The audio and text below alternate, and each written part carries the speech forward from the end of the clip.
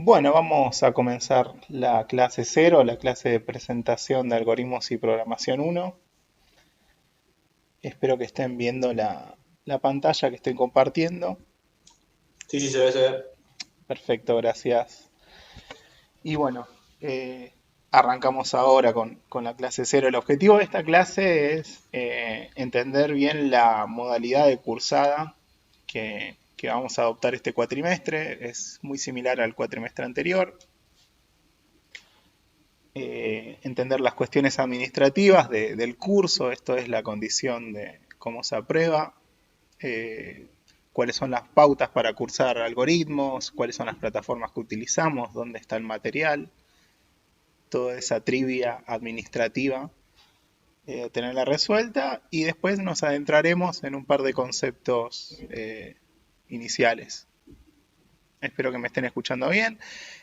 Todas las clases siempre se graban, esto que está pasando ahora se graba, y siempre la subimos a YouTube. Hay un canal de YouTube que al final de cuando esté subida esta clase voy a publicar el link de acceso y bueno, siempre las clases van a estar grabadas para que bueno, en caso de que alguien no tenga buena conectividad y esas cuestiones y no pueda interactuar, bueno, la clase va a estar. Bueno, así que ese sería el objetivo de hoy. Vamos a arrancar. Clase de presentación, clase cero. Vamos a arrancar presentando el equipo docente. Este cuatrimestre estoy solamente yo. Mi nombre es Federico Díaz. Soy ingeniero en informática. Desde hace 8 años que trabajo como docente. Hace 6 acá en la Universidad de Avellaneda. Anteriormente, no, 6 no. Bueno, está mal la cuenta. Porque trabajé como 4 o 5 años en la UBA, en otra universidad al comienzo. Y luego me cambié a la Universidad Nacional de Avellaneda desde hace ya bastante tiempo, como 6 años. Pero 6 y 6 me debería dar 12. Capaz que está, bueno, los años están engañosos.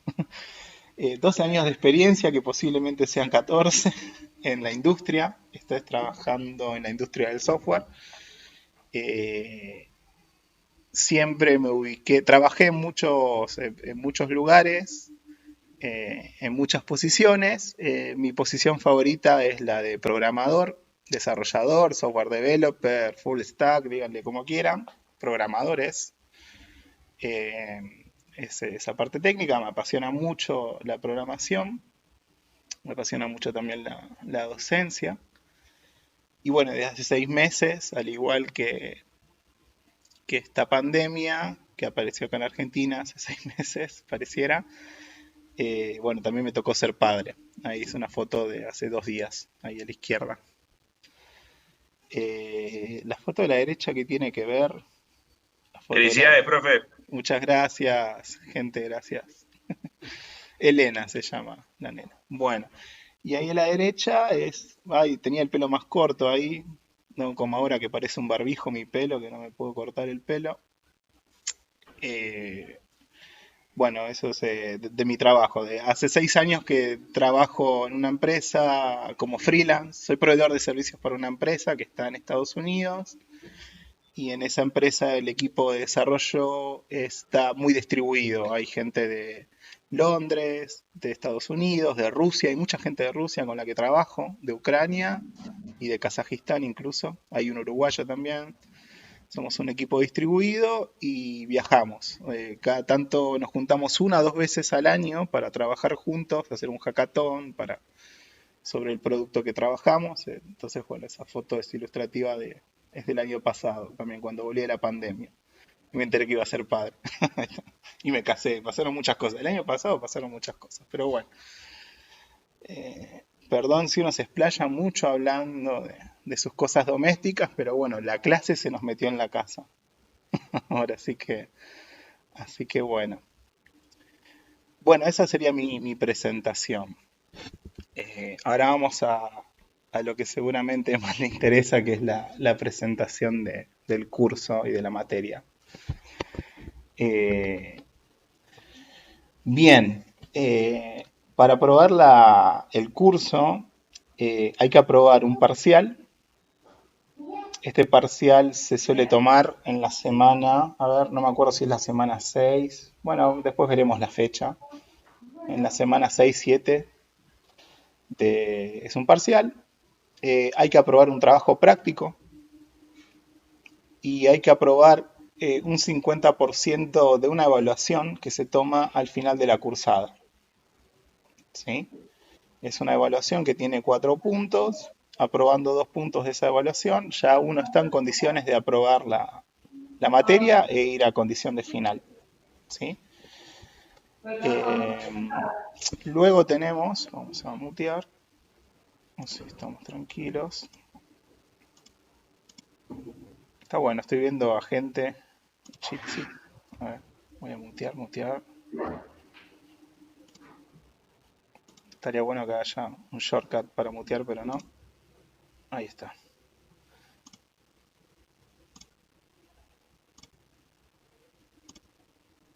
Bien, para promocionar la materia hay que... No pasa nada, Alexis pide 1000 dis ahí por el chat. Bueno, para promocionar la materia hay que aprobar el parcial, aprobar el TP, lo mismo que el anterior, y aprobar el 100% de esa evaluación de consolidación. Y con eso uno está en condiciones de promocionar. Ir a final en esta materia es un golazo. No, antes al comienzo tenía la costumbre de hacer como una mala prensa con ir al final, no vayas a final, promocioná, pero el final es muy accesible, no, o sea, es aprobar, uno merece tener un final, así que bueno. Entonces tengan en mente que necesitan tener aprobado el trabajo práctico por completo y el parcial.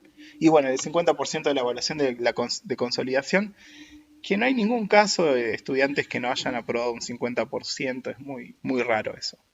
¿Sí? Llegado a esa instancia que es el final de la cursada. Bien, los detalles sobre qué es el parcial y qué son, en qué consta y cada cosa, más o menos está explayado en este documento, que es el documento de pautas y cuestiones administrativas. Y bueno, eso por ahora en cuanto a las condiciones de aprobado y de promoción. Me gustaría escuchar si hay alguna consulta, así para probar la interacción. A ver. Eh, ¿Cómo va, profe? Yo quería hacer una consulta. Eh, lo que quería preguntar es, en el caso de que, por ejemplo, no sé, yo quiero promocionar, ¿cómo puedo hacer para justamente, porque acá dice aprobar el 100% de la evaluación de consolidación? Sí. O sea, no sé qué implicaría obviamente ese 100%, Uh-huh. pero, o sea, ¿qué sería como, no sé, hay que sacarse un 10, por así decirlo, si le ponemos números? Bien, muy buena pregunta. O sea, la evaluación de consolidación son 4 ejercicios y para que esté aprobado al 100% cada ejercicio tiene que estar aprobado. O sea, no significa que cada ejercicio tiene que tener un 10.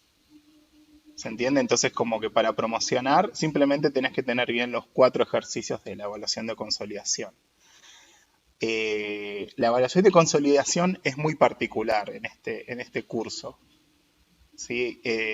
La evaluación de consolidación, existen 3 fechas donde se toma la evaluación de consolidación. Cada estudiante puede ir a las 3 fechas y las 3 fechas son acumulables. Eso significa que si vos para la primera fecha de evaluación consolidación decís yo me voy a preparar para hacer el ejercicio 1, solamente eso, vas a esa fecha.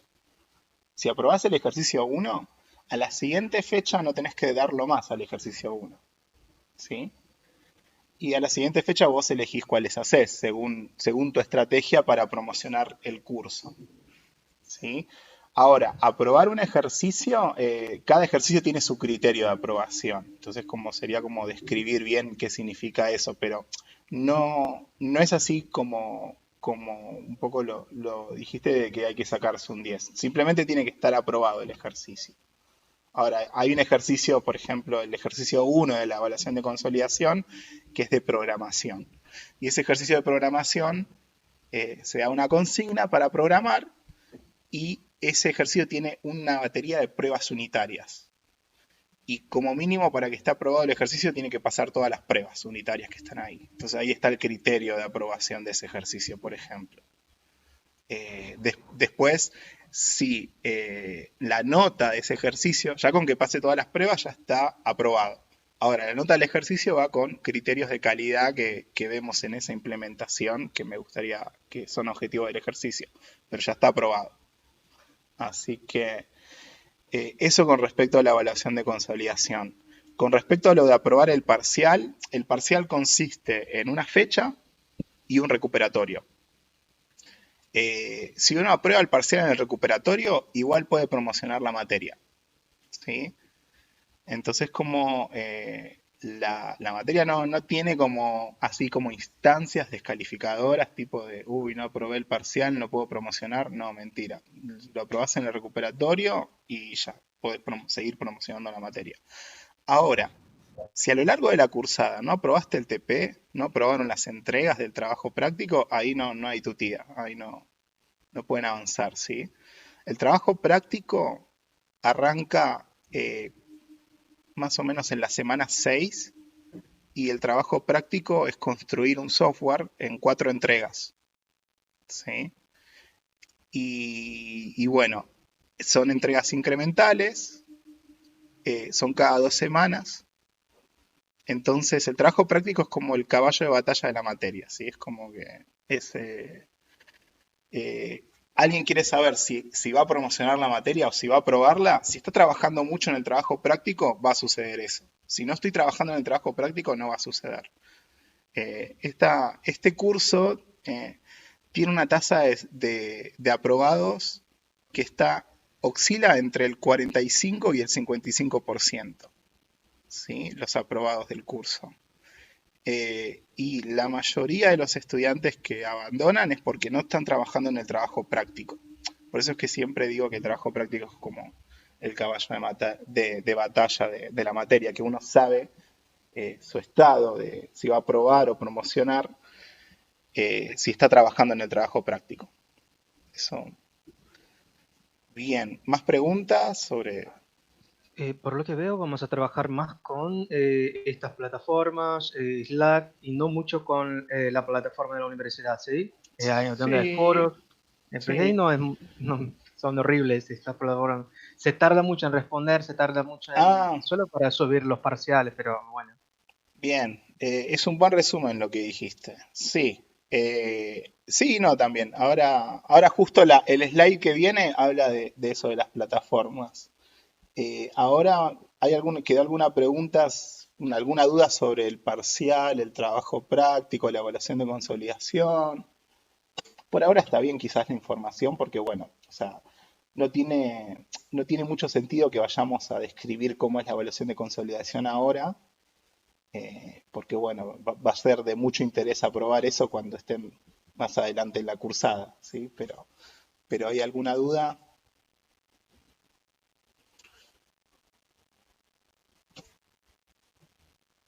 No, no, yo no tengo dudas.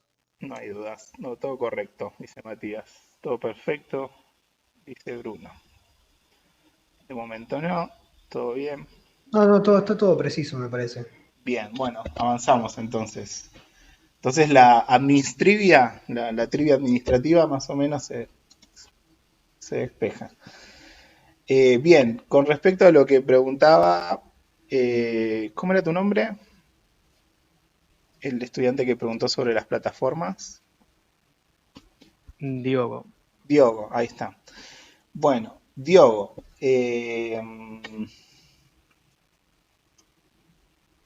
a ver. Bueno, no era esto.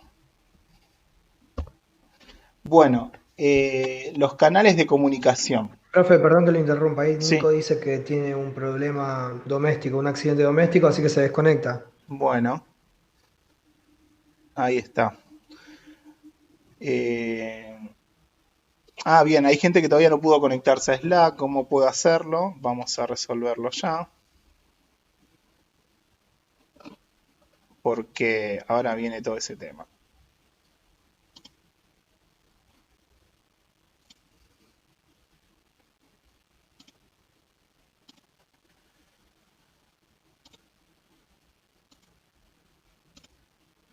Bien, para los que están como Daniel,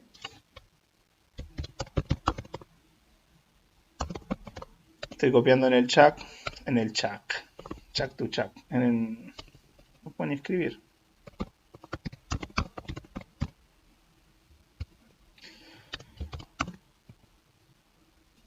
¿Sí? Estoy copiando el link de invitación de acceso a Slack. Bueno, las plataformas que utilizamos. Nuestra plataforma principal es Slack, ¿sí? Es una plataforma para equipos de trabajo. Se utiliza mucho todavía en las empresas para trabajar, para que circule toda la información de los proyectos y del equipo de desarrollo, o bueno, mismo otras empresas que no son de software también utilizan esto, o utilizan Microsoft Teams. Eh, pero básicamente todo el contenido del curso, cuando alguien quiera decir dónde está la guía de ejercicios, dónde está el trabajo práctico, cuándo es la fecha de examen, dónde hay modelos de exámenes, todas esas preguntas se responden entrando a Slack. O mismo también quiero hacerle una pregunta a un compañero, no tengo ni el mail ni nada, le pueden mandar un mensaje por aquí. Quiero hacer una pregunta al profesor, quiero escribir una pregunta para todos. Bueno, es la plataforma de Slack. O sea, no estar en Slack es como no estar en el curso. O sea, si alguien no está en Slack mañana, ya no está cursando algoritmos. Es como nuestra plataforma principal y dinámica. ¿Sí? ¿Cómo se organiza? Bueno, hay foros, cada temáticos, por ejemplo, este de anuncios importantes. Acá pueden encontrar un mensaje del tipo, el profesor está llegando tarde, 20 minutos. ¿Sí? De ese tipo de mensajes, o mismo también cuando se publica información importante. Está el canal de bibliografía, vamos a hablar más tarde, en un ratito, acerca de la bibliografía del curso, donde pueden descargar todos los libros y capítulos que vamos a ver. Hay un canal de consultas y consignas por clase. Acá clase a clase se va a ir poniendo el material que vamos a utilizar y la consigna que vamos a seguir en el curso. Esto es por si algún estudiante se conecta un poco tarde y esas cuestiones, entra ahí y puede que encuentre la consigna en la que se está trabajando o mismo puede preguntar. Bueno, y así van a ir apareciendo canales conforme aparezcan temas a lo largo de la cursada, ¿sí? A modo de ejemplo, veamos cómo quedó el Slack del cuatrimestre anterior para que vean que esto crece, porque cada cuatrimestre tiene su propio Slack. Entonces fíjense todos los canales que hay. Hay un canal por cada guía de ejercicios donde se encuentran las resoluciones hechas en clase o que suben los estudiantes o material adicional referente a la guía de ejercicios 0, referente a la guía de ejercicios 1, finales, un canal de finales que se abre al final de la cursada con modelos de finales, y así con cada tema relevante va apareciendo un canal y se va segmentando la información. Así que bueno, esta va a ser nuestra plataforma principal. También nuestra plataforma institucional, obviamente, es el campus, ahora lo mostramos. Todavía creo que no terminé de actualizarlo, pero bueno, dentro del campus se van a habilitar las entregas de las evaluaciones, posiblemente las de trabajo prácticos también. Y además, muy importante, en el campus se encuentran una solapa con el archivo de clases de cuatrimestres anteriores, ¿sí? Del cuatrimestre anterior. Están todas las clases grabadas. Hay un documento acá que muestra una a una las clases. Esta es la agenda de encuentros virtuales del cuatrimestre anterior, ¿sí? Y acá pueden encontrar por cada clase la temática y en casi todos los casos, el video de YouTube de la clase, ¿sí? Esto me lleva Bueno, entonces, además de Slack, para, bueno, para encontrar toda la información del curso, mantenemos una agenda de encuentros que son en los horarios de clase habituales, siempre en este link de Jitsi. Y en este documento siempre va a estar encuentro por encuentro, la hora, el link que va a ser el mismo siempre. Y al final, cuando suba la clase a YouTube, en algún momento aparecerá acá el link para que puedan consultar la clase. ¿Sí? Eso con respecto a cómo va a ser la dinámica de encuentros virtuales y la plataforma que vamos a utilizar. ¿Sí? Bien, el tema del presente, ¿cómo dan presente? Para dar presente me envían un mensaje directo en cada clase y me dicen presente. Como que el tomar asistencia, si bien es una condición de que hay que tener, no sé, un 85%, 80% de asistencia, es algo que nos sirve mucho para estadísticas en la coordinación del curso, así que es un dato que quiero tomar. Pero bueno, no, eso. Entonces, simplemente cuando se conectan a cada curso, me mandan un mensaje directo por Slack y me dicen presente y yo los voy cargando en mi planillita. Así no perdemos tiempo con algún otro mecanismo. Si hubiera un mecanismo más sencillo para después pasarlo a la planillita, bueno, después veré. Pero por ahora de esta forma, eso en cuanto a la asistencia. Disculpe, profe, una consulta. Sí. ¿El presente hay que darlo en el momento en que usted está dando, digamos, esta charla, por ejemplo? Sí, si alguien se olvidó, lo puede dar en cualquier momento del día. ¿Sí? No, sí, cuando empieza. No por el chat de Jitsi, sino por el chat de Slack. O sea, me buscan ahí como profe Fede o Fede Díaz, o creo que está mi foto, y me envían un mensaje que dice presente y bueno, yo ahí sé quiénes son. Eso sería. Te hago una pregunta. Sí. ¿Cómo estás? Te habla Nora. ¿Qué tal, Nora? Por ahora no me llevo muy bien con Slack, Ajá. pero veo Sí. solamente una compañera. Estoy yo y otra compañera. No te veo, por Sí. ejemplo, ni a vos ni a ningún otro. Ah, Bueno, mirá. ahora, por ejemplo, veo a Eve.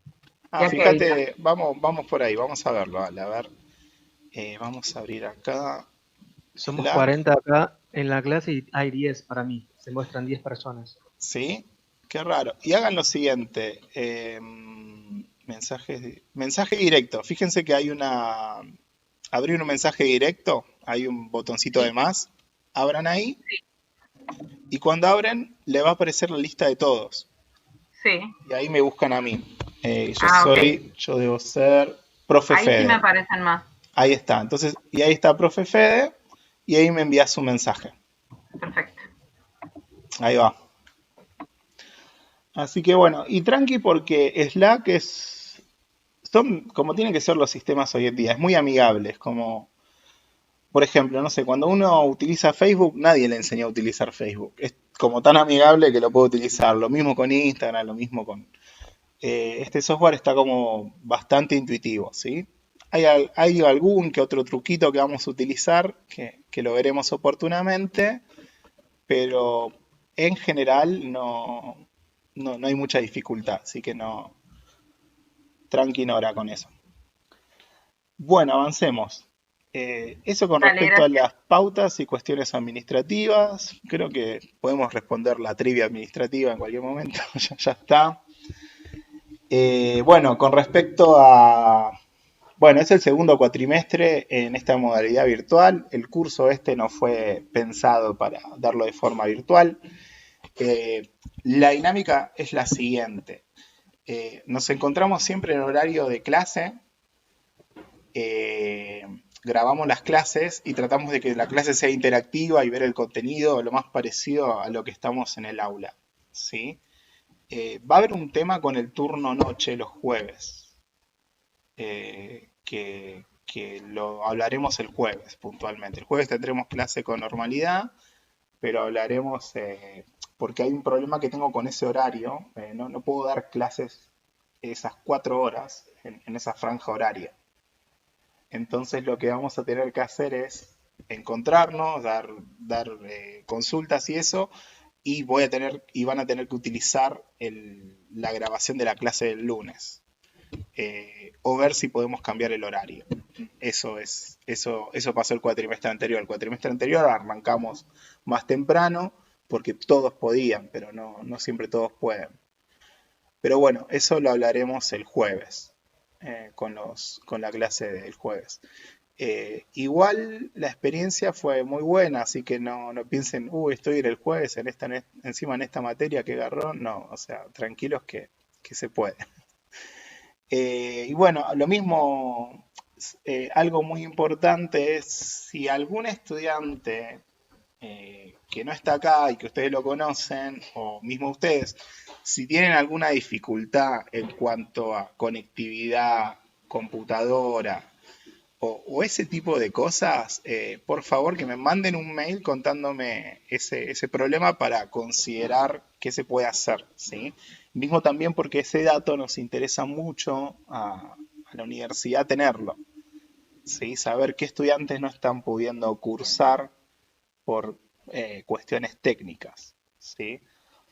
Así que bueno, este es un contexto que a algunos nos afecta, a otros no nos afecta de distintas maneras, y entonces es importante que cada uno no se sienta aislado con su problema. Así que bueno, ese dato me interesaría saberlo, así que pediría que se contacte conmigo cualquier estudiante que tenga problemas de conexión, que tenga que hacer su conexión ya sea por celular o en el trabajo o de alguna forma, que me diga eso, así ese dato lo tenemos y también le puedo recomendar cómo acceder al material de la clase o mismo también comunicar a la universidad a ver si hay alguna solución. Pero eso es algo que nos interesa.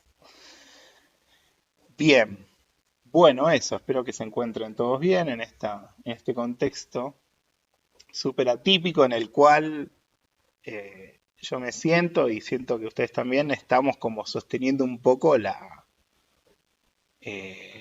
educación, si se quiere poner así de alguna forma. Estamos haciendo un gran esfuerzo, ustedes desde su casa, su familia también, incluso dándoles el espacio para que durante 2 o 4 horas estén a lo mejor tranquilos. Entonces es un apoyo que es un gran trabajo que hacen todos, ¿sí? A mí también, acá en casa también, yo vivo en un departamento que no es muy amplio y bueno, y también y también me bancan muchísimo acá en este momento. Bueno, acá tengo a mi hija, pues ya empiezan las cosas domésticas. Es un segundo. Qué bueno. Hola, acá está Elenita. Así que bueno, participa ella también. Así que bueno, perdón. Bueno, continuamos entonces. Vamos tenemos que llegar a la materia. No, queda algo más de las cuestiones administrativas. Una consulta, profe. Sí. Perdone la molestia. Uh-huh. Con respecto a los horarios, la idea sería que estemos conectados a través de acá de este programa. Bien, sí. En el horario de la materia, las 4 horas de la materia. Exactamente. ¿En videoconferencia? Sí. Okay. Es así. La dinámica es así.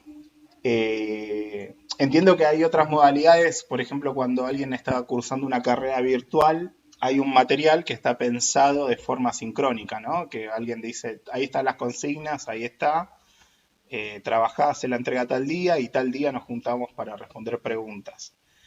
Yo la idea que tengo de esta modalidad es que durante esas 4 horas que nos juntamos el lunes o el jueves con la comisión de la noche, ustedes esas 4 horas las inviertan en trabajar en la materia, como cuando uno va al aula. Eso lo tienen que hacer, digamos. Es como, si no es como que subo videos y bueno, y por ahí no los ven o no sé, o no es tan efectivo, pero no, la clase la damos así como estamos dando la presentación, vamos dando los temas, estamos conectados acá por la plataforma Se dan consignas de trabajo, se dan pausas para que trabajen, para hacer puesta en común, más o menos como en la dinámica del aula. Así que bueno, eh, sí, hay casos de estudiantes que no pueden en tal horario y tal cuestión y ven los videos por YouTube y ellos se encargan de hacer la clase de forma diferida. Pero la clase está pensada como se graba cada encuentro siguiendo una planificación que de hecho no la vimos, la vemos ahora. Eh, También en el campus y también en Slack encontrarán la planificación clase por clase. Lo único que me está faltando es poner las fechas. Hice el truquito de usarla del cuatrimestre anterior y no actualicé las fechas todavía.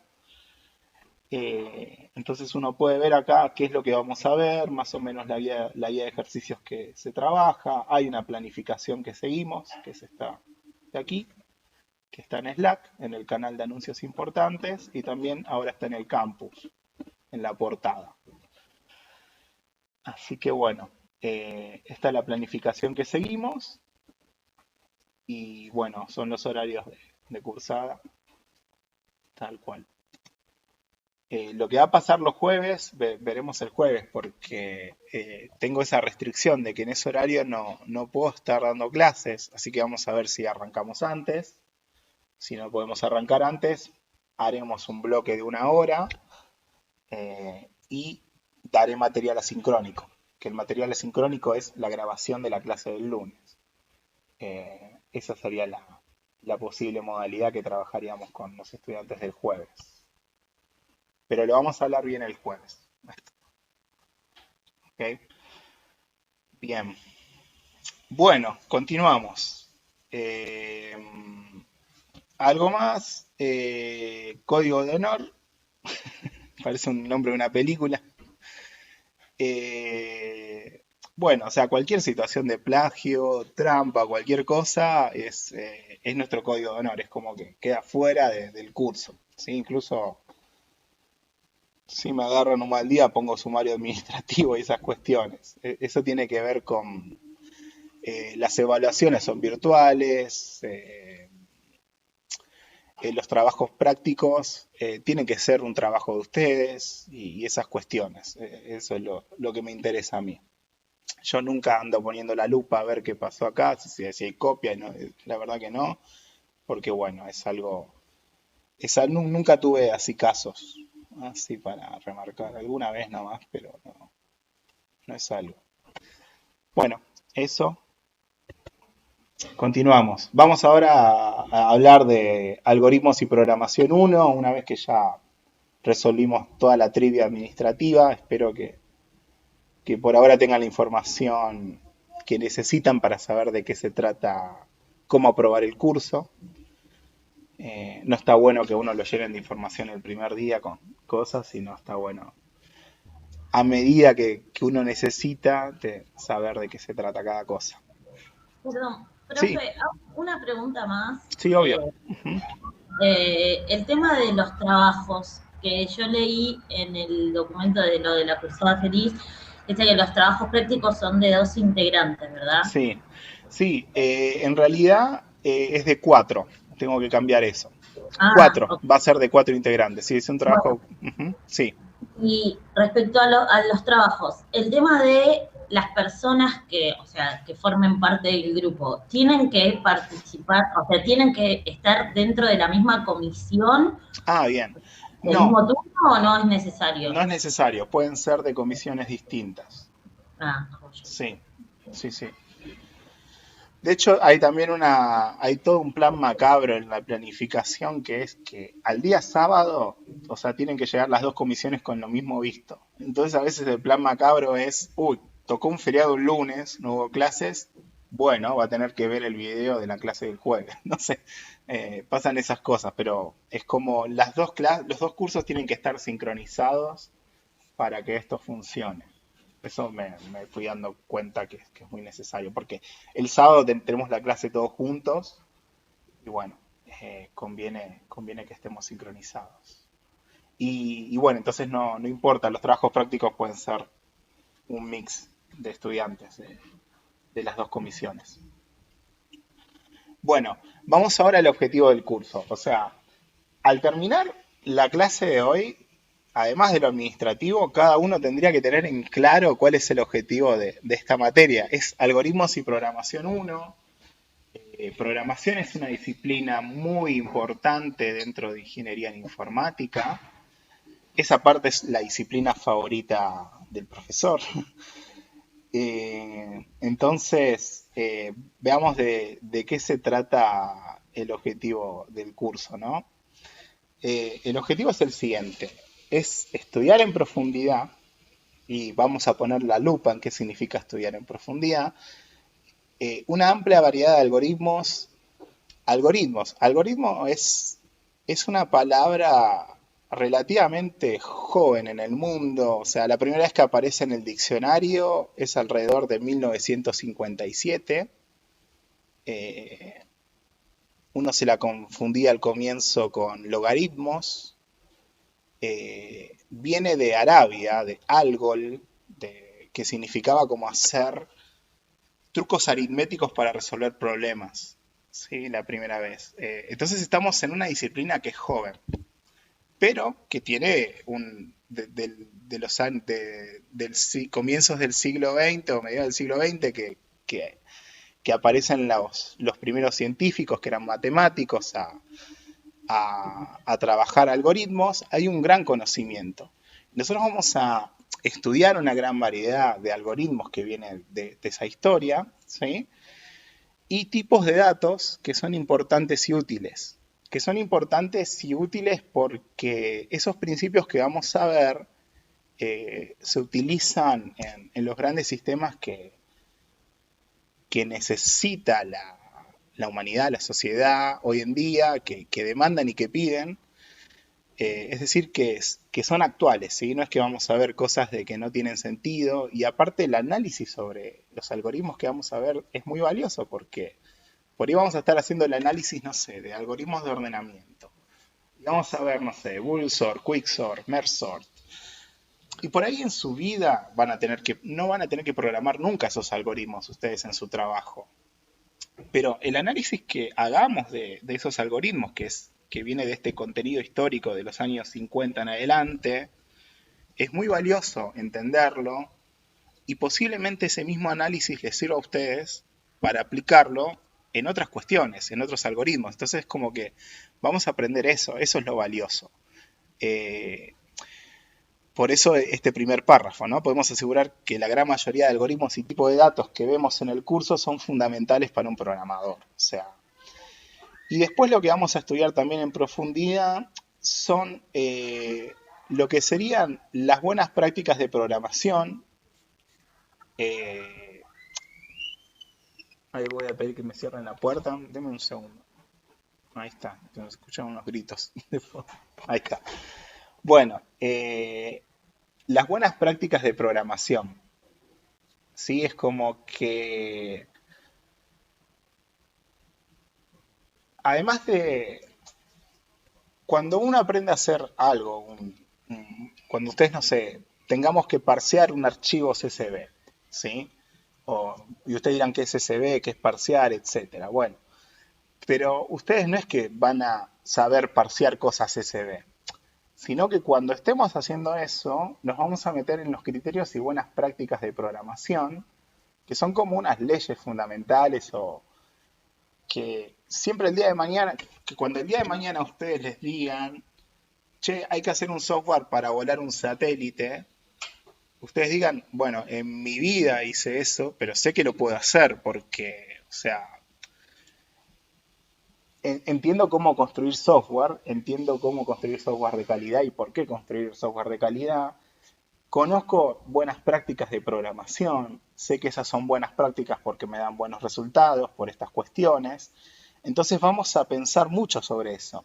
O sea, en resumen, el objetivo del curso es pensar la programación, ¿sí? Yo entiendo y recuerdo cuando cursaba algoritmos la primera vez que vi algoritmos, que el primer curso de algoritmos era para pelearme con el IDE, pelearme con el compilador, pelearme porque un programa cumpla con un requerimiento, ¿no? Con un objetivo. Eso era la primera materia de algoritmos. Ahora esta materia es para pensar, ¿sí? No quiere decir que no hayan pensado anteriormente, pero es pensar la programación y no tanto en pensar de que lo que escriba lo entienda la computadora y haga lo que tiene que hacer, que es más o menos un poco la primera lucha inicial que tiene alguien cuando empieza a programar, porque aprender a programar es muy difícil, es una tarea que creo que no les habrá pasado que se tardaron como 7 horas haciendo un ejercicio, ese ejercicio lo terminaron y ese ejercicio estaba mal, ¿sí? Y por ahí, frente a ese escenario de la puta madre, o sea, estuve todo el día con esto, no está haciendo lo que tiene que hacer, pueden pasar dos cosas. Una es que se frustren, que es la que no tienen que hacer, y la otra es entender que esas 7 horas que le dedicaron al ejercicio son muy valiosas, ¿sí? Y para aprender a programar le tiene que pasar eso 8 veces, ¿sí? Por lo menos, si no, no. Entonces es como que es un camino que cuesta, ¿sí? Entonces vamos a pensar mucho sobre esas buenas prácticas y esas cuestiones. Entonces, estudiar en profundidad lo que significa acá es que cuando veamos un tema vamos a tratar de no abordarlo como introducción a o tema avanzado de tal cosa. No, lo vamos a ver en profundidad, ¿sí? ¿Por qué? Porque queremos sacarle mucho valor a esa historia de la programación que hay. O sea, ¿por qué un algoritmo de ordenamiento es tan importante o por qué un algoritmo de búsqueda es tan importante? A ver, ¿por qué todas las bases de datos hoy en día siempre para ordenar, para mantener un índice utilizan, no sé, la búsqueda binaria o el quicksort? ¿Por qué? O por qué si abro el código fuente de Linux me encuentro con tal algoritmo para tal cosa. ¿Y por qué tiene esa documentación? O por qué. Entonces es como que es una materia para pensar eso. Entonces vamos a tratar de a cada tema no abordarlo en profundidad. Nunca vamos a decir esto es una introducción a tal cosa, a grafos. No, vamos a ver la terminología completa de grafos. No sé. Y vamos a ver los algoritmos más importantes de grafos en profundidad. No vamos a ver esto y esto, no, llegamos, pero ustedes con toda esta base que ya tienen, lo pueden abordar sin ninguna dificultad. Con eso es que en este párrafo, a eso nos referimos con estudiar en profundidad, ¿sí? Luego, algo muy importante es, acá dice estudiar en profundidad algoritmos y tipos de datos. Entonces está bueno que tengamos una definición de algoritmos y tipos de datos, que ustedes entiendan bien qué es un algoritmo y qué es un tipo de dato. Entonces esa sería como la primera pregunta y como un objetivo de la clase 0. ¿Qué es un algoritmo y qué es un tipo de dato? Es la primera pregunta que les hago. Arranquemos por qué es un algoritmo. ¿Quién me quiere decir qué es un algoritmo? Que por ahí ya se lo preguntaron 20 veces, lo respondieron muchas veces. A ver, ¿qué es un algoritmo? Para mí, un algoritmo es como... Lo que pasa es que es complicado porque por ahí tal vez en teoría nosotros sabemos lo que es, pero a la hora de explicarlo es difícil de explicarlo. O sea, Mira vos. yo diría que sería como un conjunto de operaciones sistémicas, o sea, que es un sistema de operaciones que que contribuyen a llegar a la resolución de algún problema o algo. Bien, me gustó mucho lo primero que dijiste. Lo primero que dijiste es filosófico. Es como si a alguien le preguntaran qué es la música, o qué es el amor, o qué es no sé qué, o qué es algo a lo cual uno lo experimentó muchas veces, pero... Y acá es la frase del filósofo que dice, si no me lo preguntan, si alguien no me lo pregunta, yo sé que lo sé. Ahora, si me lo preguntan, resulta que sé que no lo puedo poner en palabras. Y bueno, entonces vos decís que es una forma sistémica de ¿cómo? Ahí ya Claro, es como un conjunto de un sistema, un conjunto de operaciones que están organizadas sistemáticamente para resolver un tema, un problema o algo. Ok, bueno, Algo. veamos otro estudiante, vayamos sumando, así, así después. ¿Algún otro estudiante quiere aportar algo o escribirlo? Hola, Jorge acá. Yo estoy ahí, concuerdo con lo que dijeron recién, con lo que tiene que ver con una sistematización, ¿no? Ujú. Ah, digamos que no necesariamente tiene que ser una operación como binaria o digital. Un algoritmo se puede aplicar es una especie de pasos a seguir para llegar a un resultado, ¿no? Bien, perfecto eso. Esa es como una respuesta políticamente correcta, ¿no? Es como que hay un problema y se quiere resolver ese problema. Entonces un algoritmo, de manera sistémica o con unos pasos a seguir, me resuelve ese problema. Es como, a eso le suelen decir que es un método para resolver un problema. Y eso sería como la respuesta políticamente correcta. Ahora, de su experiencia, ¿qué característica tienen esos algoritmos? ¿O qué característica ustedes saben que sucede cuando ustedes les dan un ejercicio y lo tienen que resolver, entonces escriben un algoritmo para resolver eso? ¿Qué características tienen los algoritmos? No sé. Dijeron pasos, etcétera, algo más. A ver.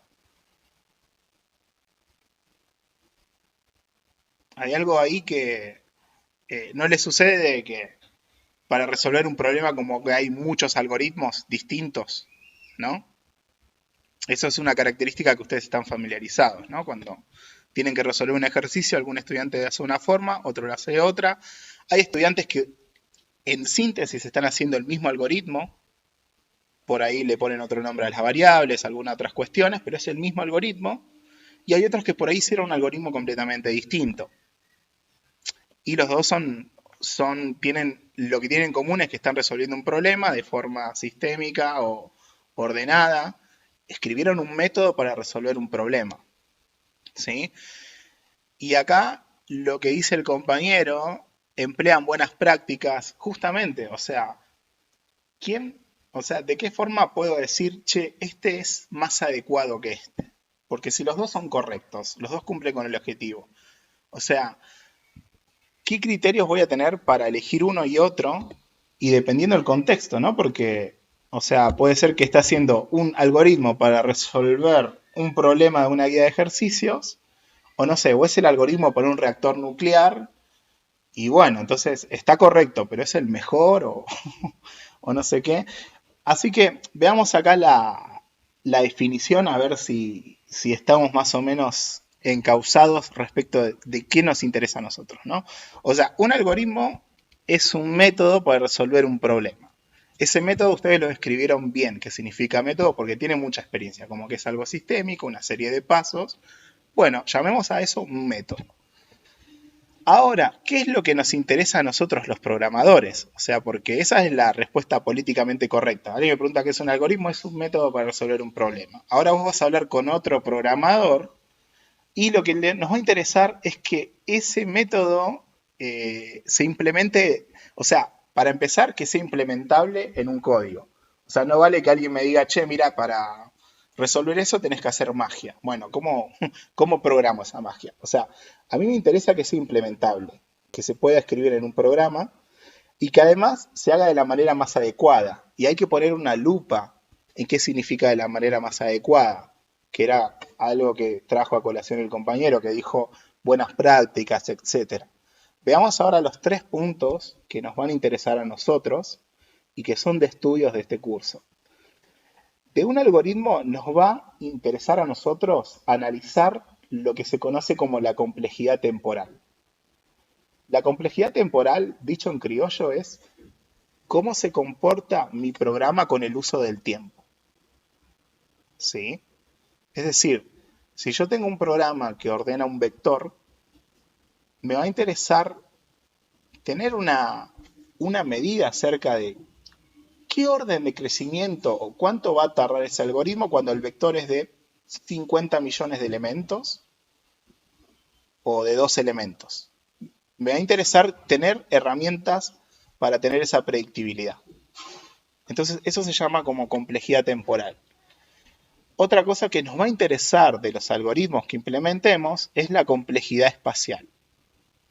La complejidad espacial, dicho de vuelta en criollo, es cómo se comporta mi programa con el uso de recursos.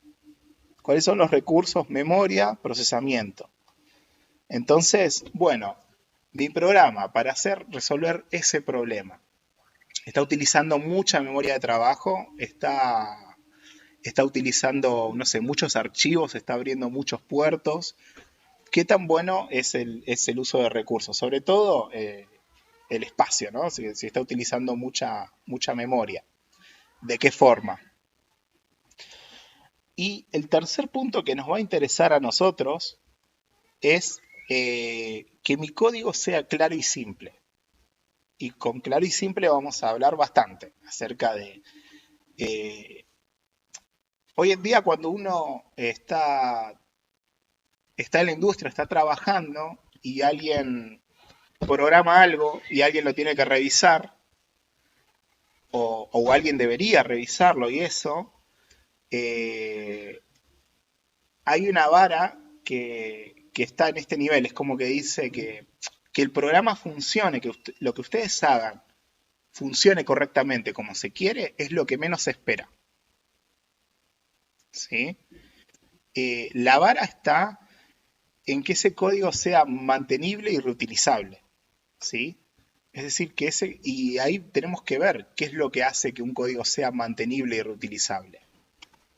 ¿Sí? Entonces, políticamente correcto, un algoritmo es un método para resolver un problema. Listo. Esa definición todos la tienen. Ahora, a nosotros como programadores y en este curso, lo que nos interesa es que se pueda implementar y de la manera más adecuada. De la manera más adecuada es que tenemos que poder analizar estos 3 puntos. ¿Sí? La complejidad temporal, la complejidad espacial y que el código sea claro y simple. ¿Sí? Ese es el objetivo del curso. Entonces, cuando nosotros decimos que vamos a estudiar en profundidad una amplia variedad de algoritmos, la lupa es todo lo que vimos recién, que es estudiar en profundidad y qué es un algoritmo. ¿Bien?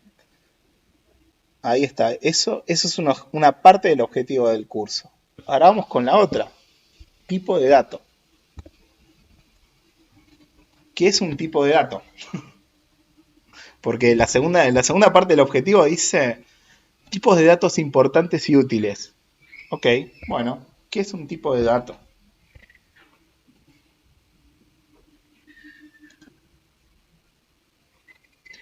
Hay un compañero que está en el chat y dice, son valores que representan la información del programador para manipular para la construcción de un algoritmo.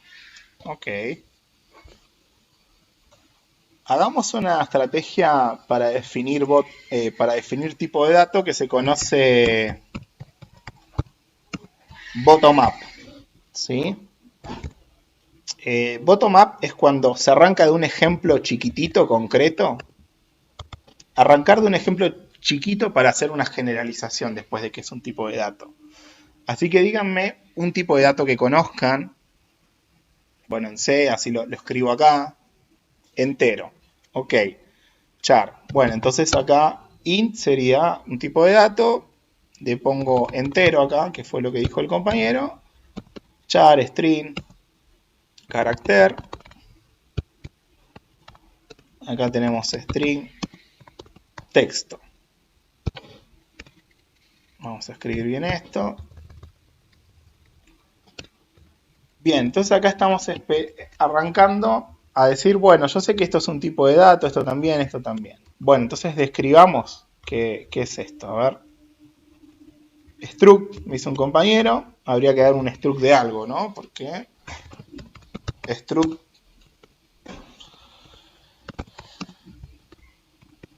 hagamos una persona, etcétera. y le ponemos acá algunos atributos.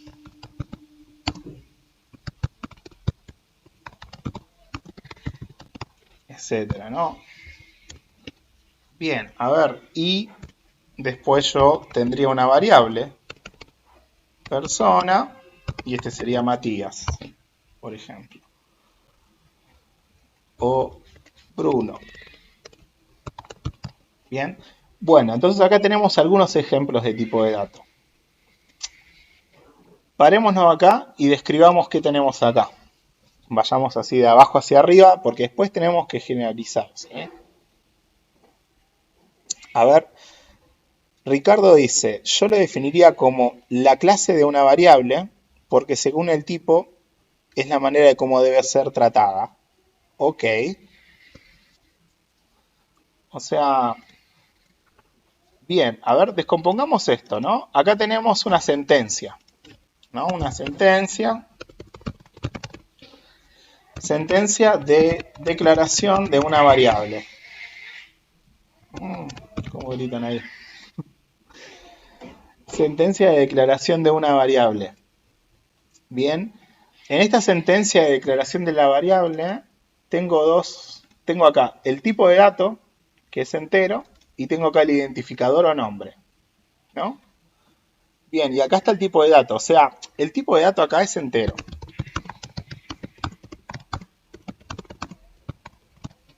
Bien.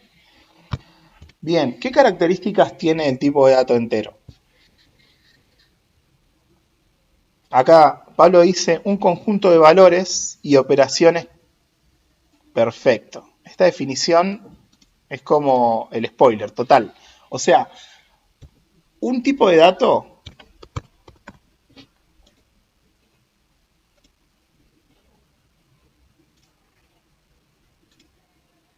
justo se fue ahí. Bueno, un tipo de dato me define un conjunto de valores que le puedo asignar, ¿sí? ¿Qué significa? Que yo a este tipo de dato, por ejemplo, no le podría asignar una cadena, ¿no? Porque primero está mal escrito esto. Es decir, al tipo de dato entero únicamente le puedo asignar valores enteros. Entonces, un tipo de dato me define un conjunto de valores al que le puedo asignar. Es algo más, ¿sí? Ahora, un tipo de dato no es solamente algo estático, es decir, no es algo solamente de valores, sino que además el tipo de dato me define, lo que dice Pablo ahí es operaciones. Es decir, esta sentencia de la línea 4 es una sentencia de asignación. Es decir, acá estoy utilizando una operación válida para el entero, que es la de asignación. Otra operación válida sería incrementar esa variable. ¿Sí? Acá estoy haciendo la operación de posincremento. Bien, otra operación sería, no sé, compararla. ¿Sí? Acá estoy comparando. Entonces vemos que la definición de tipo de dato son dos cosas.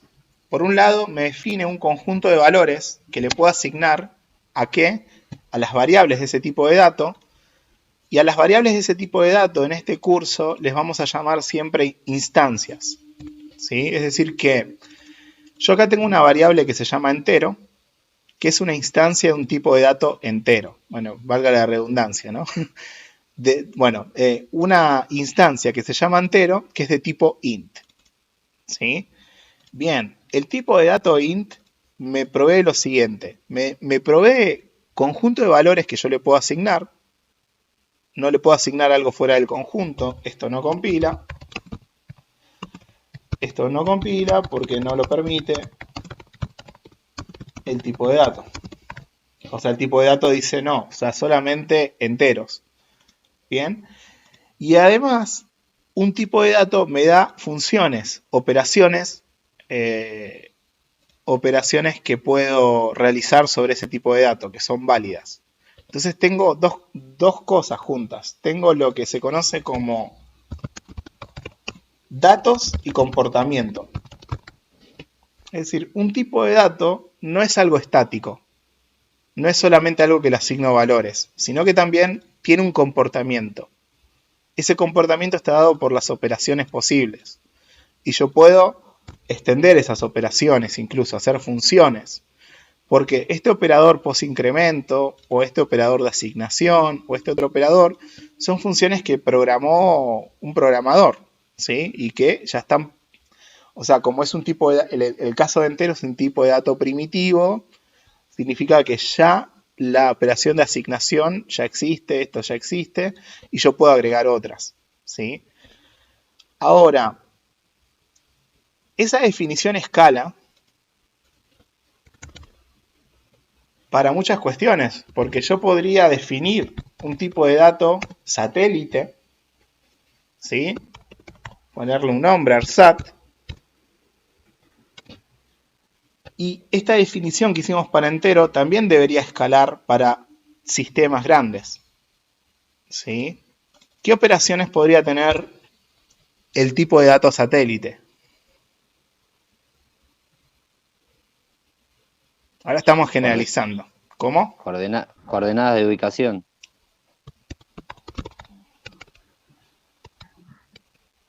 Obtener ubicación, ¿no?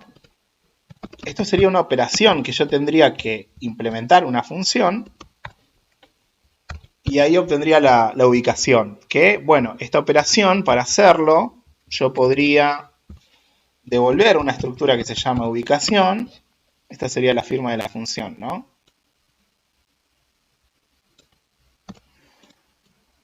Y podría obtener la ubicación de un tipo de dato satélite.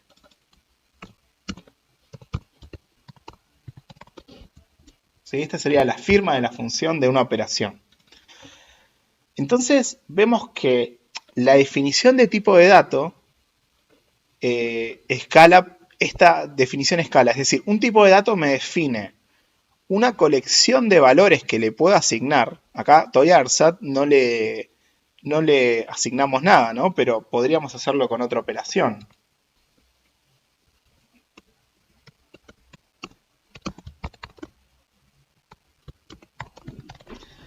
Crear satélite, supongamos que le paso el nombre del satélite.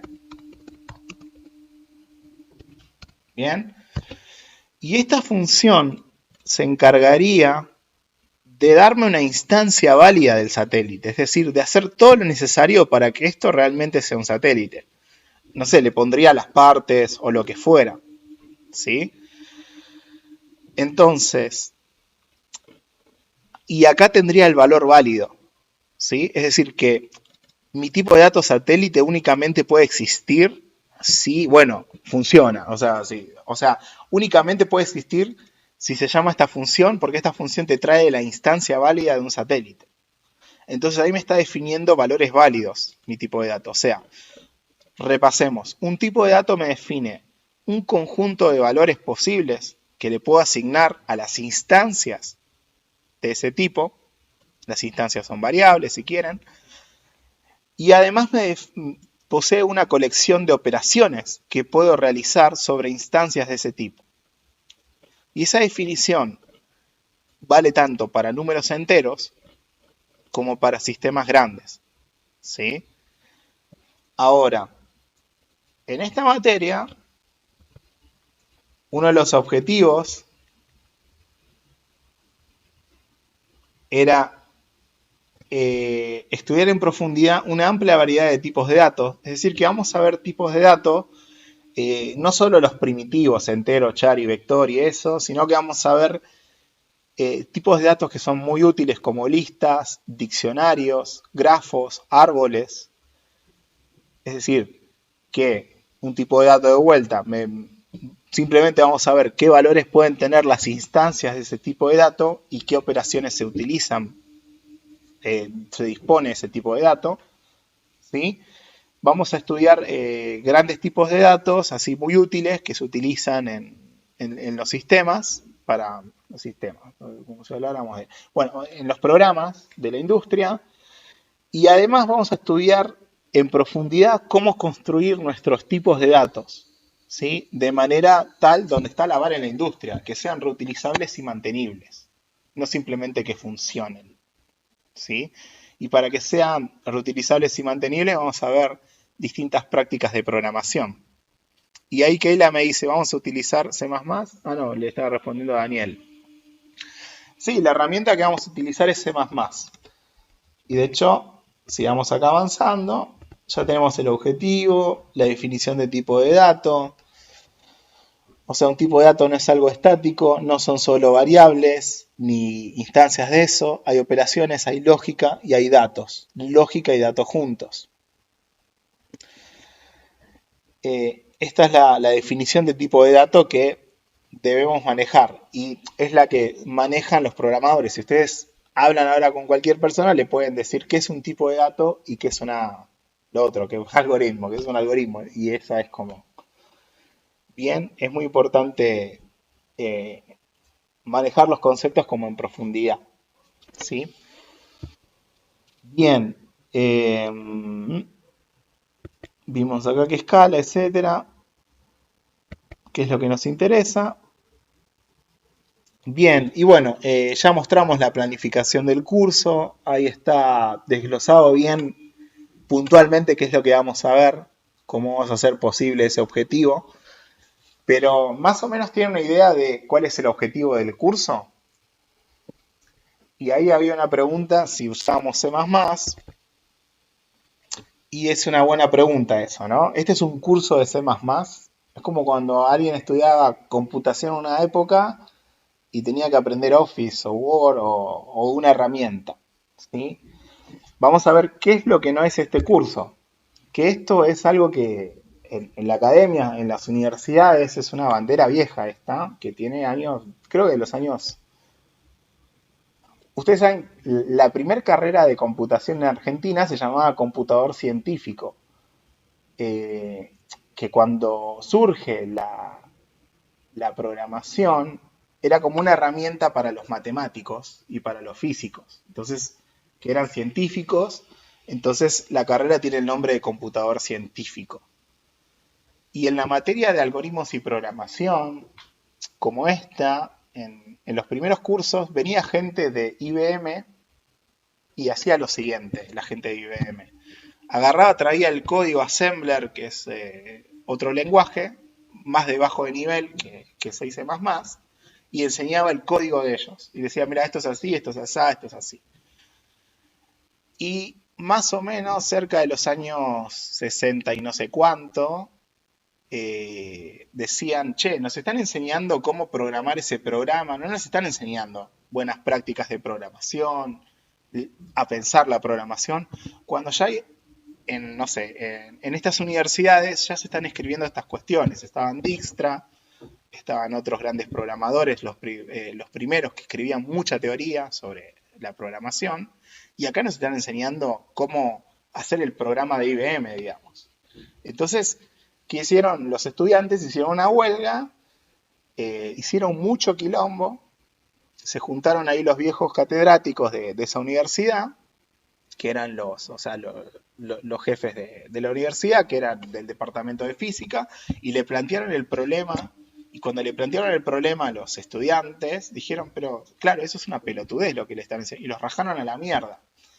Y ahí cambió ese es el primer antecedente de lo que viene ahora. O sea, este no es un curso de un lenguaje de programación o sobre una tecnología, ¿sí? ¿Qué significa esto? Que C++ es una herramienta, ¿sí? Una herramienta como otra herramienta, como es el lenguaje, ¿sí? Como es también un pincel, como es también, no sé, una brocha, le estoy diciendo lo mismo, pero... Y de la forma en que utilizamos esa herramienta, el martillo, lo que fuera, es de la forma en la que pensamos, ¿sí? Una herramienta es... la forma en que la utilicemos revela la forma en la cual pensamos, ¿sí? Mismo también cuando hablamos y utilizamos el lenguaje, estamos poniendo nuestro pensamiento utilizando una herramienta, ¿sí? Eso es una tecnología, eso es C++, ¿qué es lo que espero de este curso? ¿Qué es lo que va a suceder en este curso? Que ustedes van a dominar C++.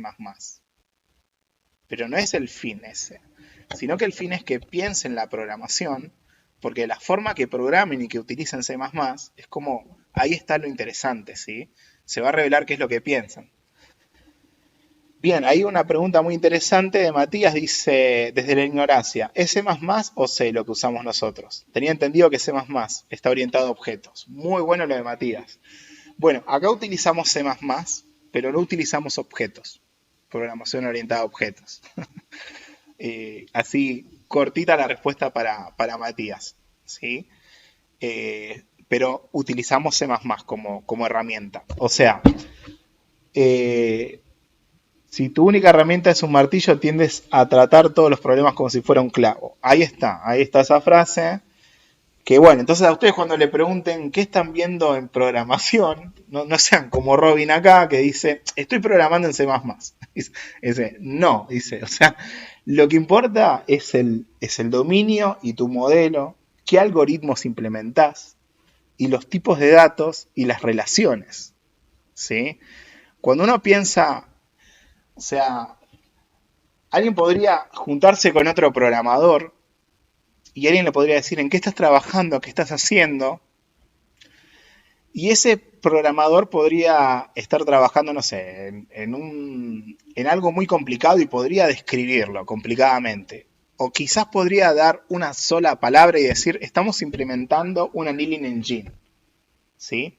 Y un annealing engine es un tipo de dato, es un algoritmo conocido en alto nivel, y ya con solo decir eso, ya describió todo el trabajo de muchos meses, ¿sí?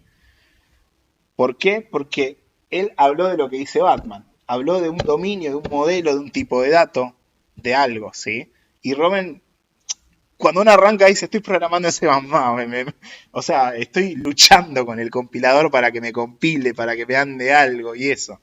Bueno, acá vamos a ir un poco más, ¿sí? O sea, como que nuestro objetivo va a ser justamente pensar la programación.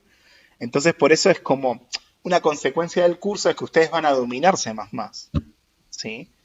Van a aprender bien C++, pero ¿por qué? Porque van a querer implementar estos algoritmos y las ideas y las prácticas, ¿se entiende? El motor está en pensar la programación y no en aprender un lenguaje de programación.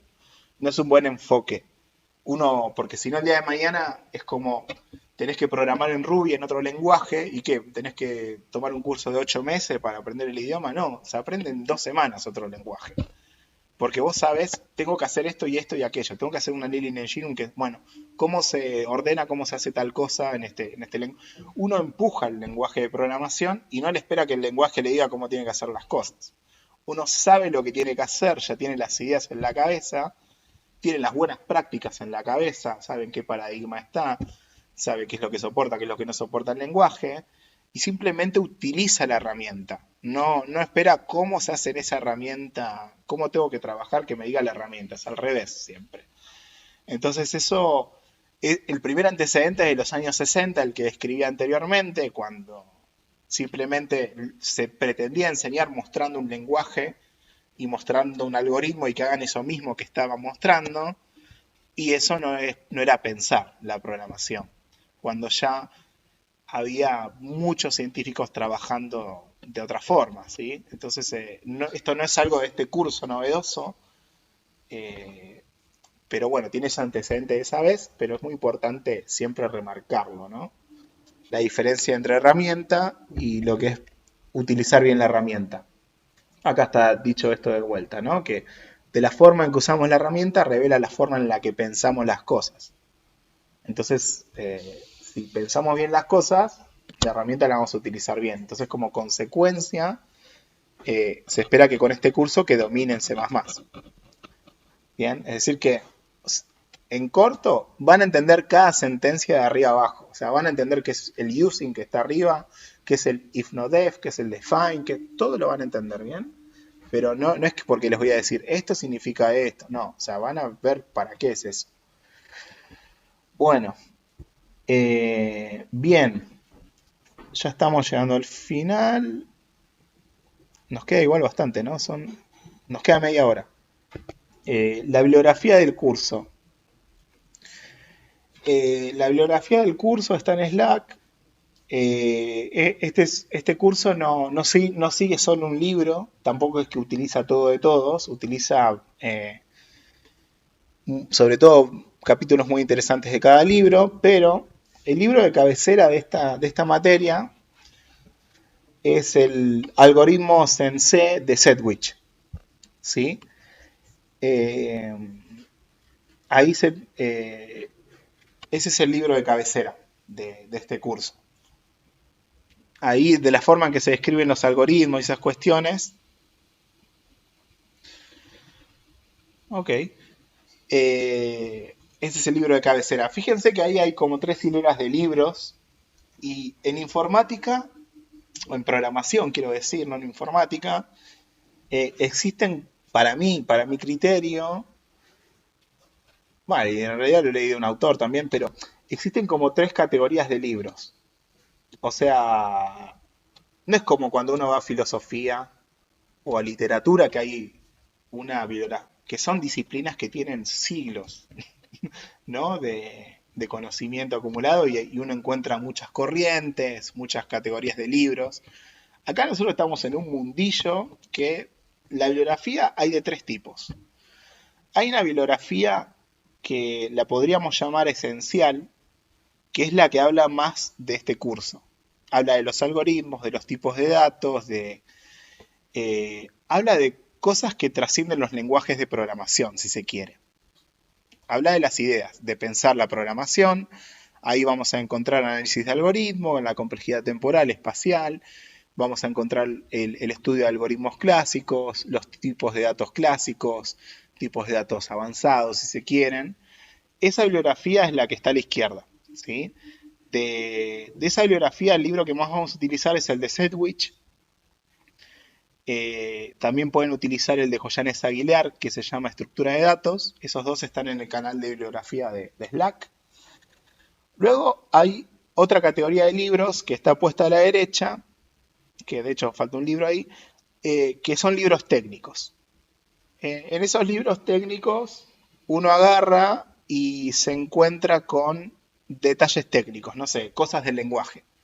O sea, cómo declarar una variable, cómo utilizar una sentencia switch, cómo, no sé, o sea, cuestiones bien netamente técnicas para aprender una tecnología. Esa es otra categoría de libros. De esa categoría de libros, utilizamos 2. El Deitel, que se llama Cómo programar en C++, es el más utilizado, y también el lenguaje de programación C++ de Bertrand Strauss, nunca digo bien el apellido, que es el creador de C++, ¿sí? Son libros técnicos sobre C y C++. Y en el medio hay otra tercera categoría de libros donde hay grandes ideas, ¿sí? Y hay quien me pregunta si están en español. Bien, no todos están en español. Esta es la mala noticia. El Sedgwick, por ejemplo, está en inglés, no está en español traducido. El Joyanes Aguilar de Estructura de Datos sí está en español. De hecho, es un español el señor Joyanes Aguilar. Y es un muy buen libro. Pero el Sedgwick es el que más utilizamos, está en inglés. El Clean Code, que está en el medio, está en español. Hay una traducción en español, está subida. Y el resto está en español. Así que, pero el que más utilizamos está en inglés. O sea, el que más utilizo para guiar las clases, ¿sí? Igual esos temas se encuentran en español, pero hay otro tema muy interesante que es el siguiente, que es... o sea, por ejemplo yo nunca estudié inglés particular, tuve el inglés del secundario, malísimo, qué sé yo. En la universidad tenía que leer algunas cosas en inglés y hoy en día hablo todos los días en inglés. Y cuando empecé a trabajar me hice una entrevista y era la primera vez que hablaba en inglés con alguien, pero tenía que hablar de programación, tenía que hablar de algo que cuando uno domina algo tanto, y aparte el área de programación, el vocabulario que tenemos es muy acotado. instance, loop, o sea, for, no, no sé, es como, el vocabulario es muy acotado, no es Shakespeare. Entonces es como, mi consejo es, lean siempre en inglés lo que puedan, o sea, para practicar. Cuando ustedes estén tan metidos en lo que es una lista y vayan a leerlo, una bibliografía en inglés, lo van a sacar por contexto enseguida, con un par de cosas que sepan y aparte van a aprender, ¿sí? Ese es mi consejo, o sea, lean en inglés todo lo que puedan porque de hecho el día de mañana van a tener que buscar cosas y la mayoría del contenido siempre está en inglés. Está bien, hay traductores y eso, pero que no, sáquense ese impedimento, ¿sí? Que aparte el camino es sencillo, o sea, no, como dije, no es Shakespeare nuestra bibliografía, no hay un vocabulario rico, siempre va a ser muy acotado, así que mi recomendación es que lean en inglés. Ah, de hecho, fíjense lo que tenemos acá. Hay una anécdota de Borges que es la siguiente, que es cuando el tipo iba a trabajar a una biblioteca que quedaba en Almagro, se tomaba el tranvía y él era joven, tenía su edad, y en ese entonces empieza a leer un libro italiano que se llama La Divina Comedia, que es uno de sus libros más favoritos. Y, y es un libro que tiene sonetos, entonces es muy importante como leerlo en italiano también. Y él no sabía italiano, entonces él tenía dos libros, tenía uno en italiano y el otro en español. Entonces leía una hoja en italiano y leía la otra en español. Y así fue que cuando llegó a un capítulo, dice que ya simplemente lo seguía en italiano. Y él dice, tiene una frase que dice, yo no sé italiano, dice, yo sé el italiano de Dante, que es el italiano del libro ese, ¿sí? Es como que él aprendió así italiano, digamos. Entonces, más o menos copien al maestro y aprendan inglés leyendo a Sedgwick, en todo caso, ¿sí? Que se puede, no pasa nada, no es muy complicado, créanme. Y bueno, los libros más recomendados de este curso, que el profe es fan número uno, son estos dos. Eh, el de la izquierda, que está en inglés, el profesor Sedgwick da esta materia en Stanford, trabajó mucho tiempo en Silicon Valley, trabaja mucho en la industria, es muy didáctico, mantiene muy actualizada su cursada, yo la sigo bastante, es muy conocido. Entonces, este libro lo conocí gracias a una docente de la universidad, de Adriana, así que bueno, siempre quedé muy agradecido. Y el segundo libro es Código Limpio, Clean Code. Este también está en español, es un clásico de la industria. Ustedes cuando estén trabajando en un ambiente y estén haciendo revisiones de código y esas cuestiones, lo primero que te van a decir, anda a leer este libro, te van a decir. ¿Sí? O sea, si estás haciendo las cosas no sé, no siguiendo buenas prácticas o estás medio rebelde diciendo, o sea, este código es mejor que el tú, bueno, anda a leer este libro y después vemos, o sea, ahí están como de una forma bastante didáctica los criterios y buenas prácticas de programación que realmente se utilizan mucho en la industria. De hecho, este libro para mí lo tendría que leer, o sea, lo tendrían que leer sí o sí ustedes, Clean Code. O sea, está bien, ahora van a estar batallando con muchas cosas, con la materia, aprendiendo los distintos algoritmos que veamos, pero agéndense leerse este libro al final del año o en las vacaciones o en algo. Créanme que todo lo que da, todas mis clases están sacadas de los libros y así les pasa con todos los profesores y así les pasa con todos. Entonces, crear el hábito de leer un libro una vez, o al menos dos al año o uno al año de algo que les guste, es un hábito muy bueno. Así que deberían tenerlo también. Hay mucha bibliografía muy buena. Yo para recomendar con este curso sí recomiendo estos dos y sobre todo el de la derecha, que el de la derecha los va a acompañar más en el futuro también incluso. El de la izquierda lo deberían saber siempre, pero el de la derecha va a ser siempre muy actual. Bueno, eso en cuanto a libros. ¿Alguna duda? En el canal de Slack encuentran todo para descargar. Ok, bueno, no hay dudas de la Una bibliografía. consulta. Sí. Bueno, primero, gracias por compartir los libros. El de la derecha también yo lo quería conseguir por interés. Ujú. Clean Code. Este, en orden de prioridades por los cuales arrancar, ¿usted recomienda arrancar por algoritmos en C? Los dos son prioritarios, digamos. Es como, bueno, el algoritmo Sensei es como tiene todo el contenido de la materia. El de la derecha es como los criterios que yo voy a tener a la hora de, no sé, de corregir el trabajo práctico. Es decir, ustedes, la dinámica del trabajo práctico funciona de la siguiente forma. Se da un enunciado con los requerimientos a cumplir, se da material de trabajo y se entrega en 2 semanas. Cuando ustedes se entregan, ustedes reciben una revisión de código. Es decir, línea por línea voy a estar dando feedback. O sea, la corrección tiene dos partes. Una parte que te dice si está aprobado o no, eso es según los criterios de lo que había que cumplir, según los requerimientos. Y la segunda parte es feedback respecto de cómo programás. Bien, la base de eso no es cosas de que me gustan a mí que hagan, y esas cuestiones son criterios que están bien explicitados en este libro. Así que los dos son como los vas a utilizar mucho. Y para arrancar, quizás, bueno, el de la izquierda, el de la derecha, sí, ir viendo, ¿sí? Bien, ¿se trabaja en grupos? Sí, se trabaja en grupos.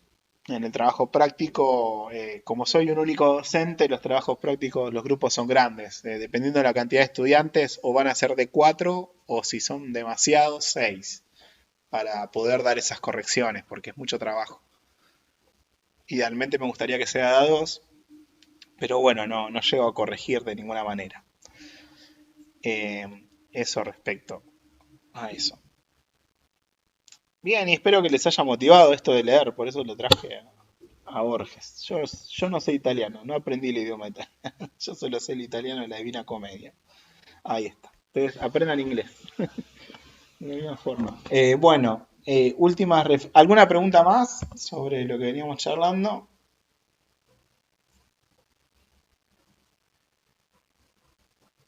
Bien, continuamos.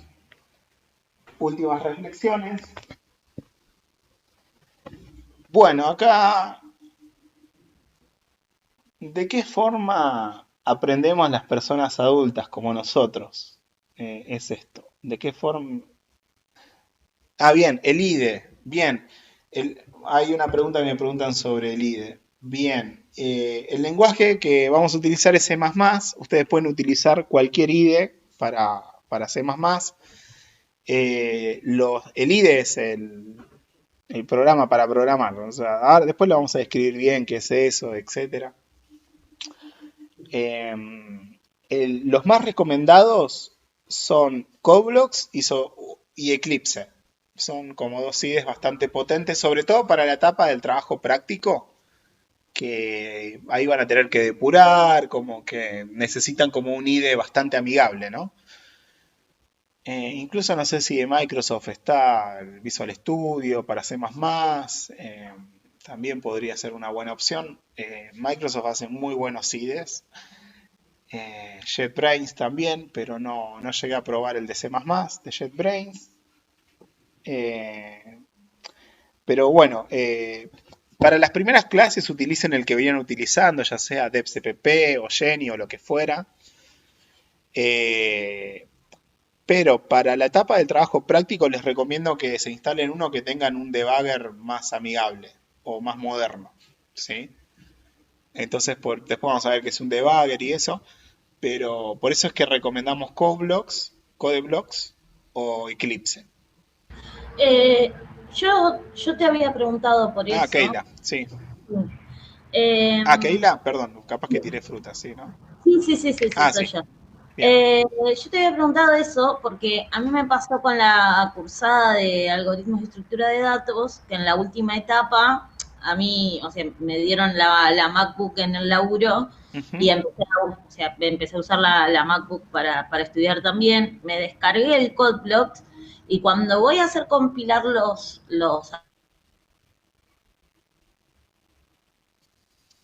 archivos CPP que diferencian la Sí, sintaxis. ajá. O sea, Eh, no te compila.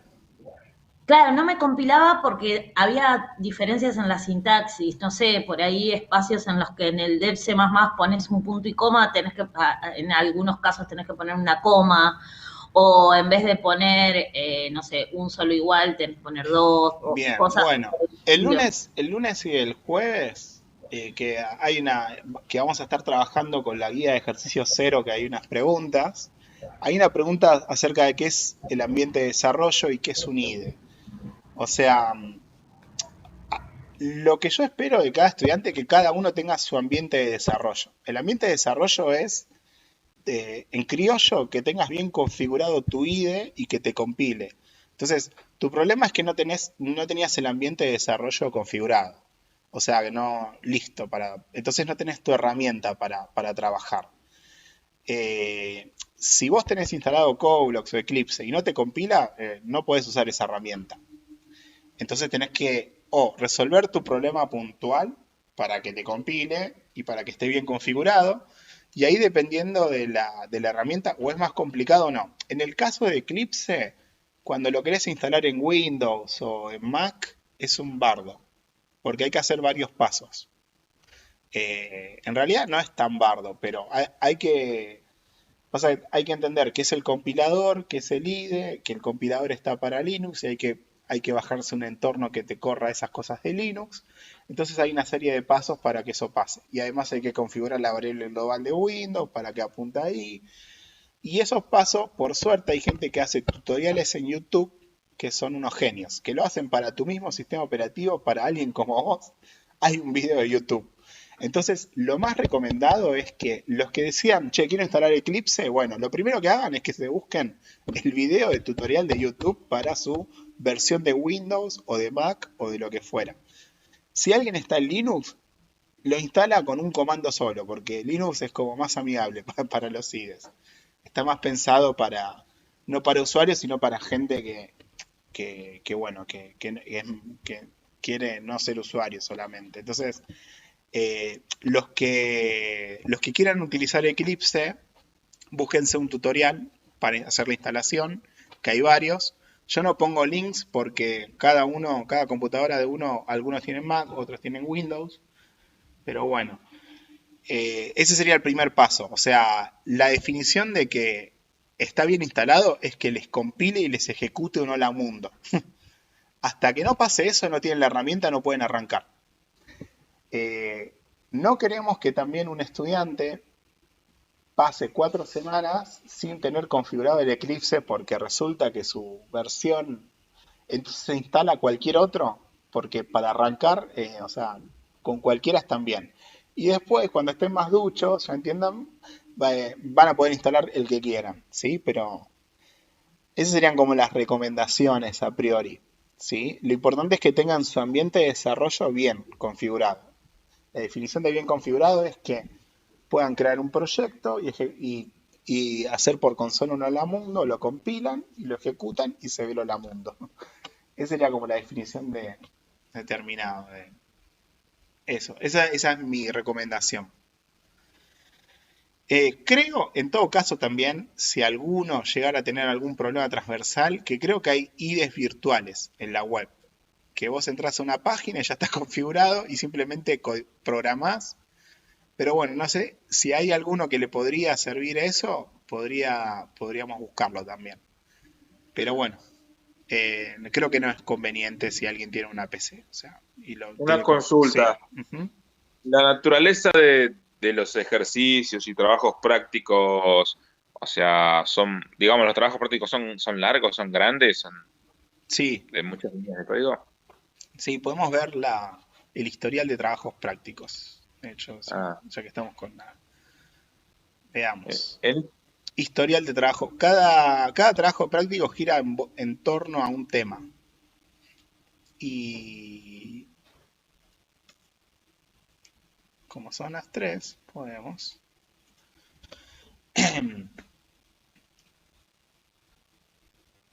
Bueno, está tardando esto.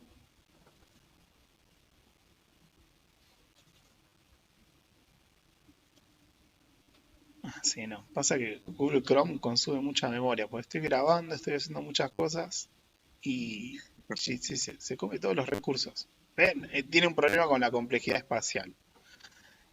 A ver, algoritmo de información, TPs.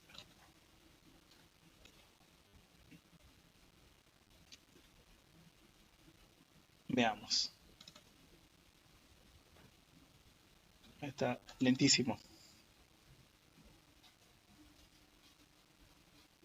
Todo porque ni siquiera me acuerdo los nombres de los trabajos prácticos.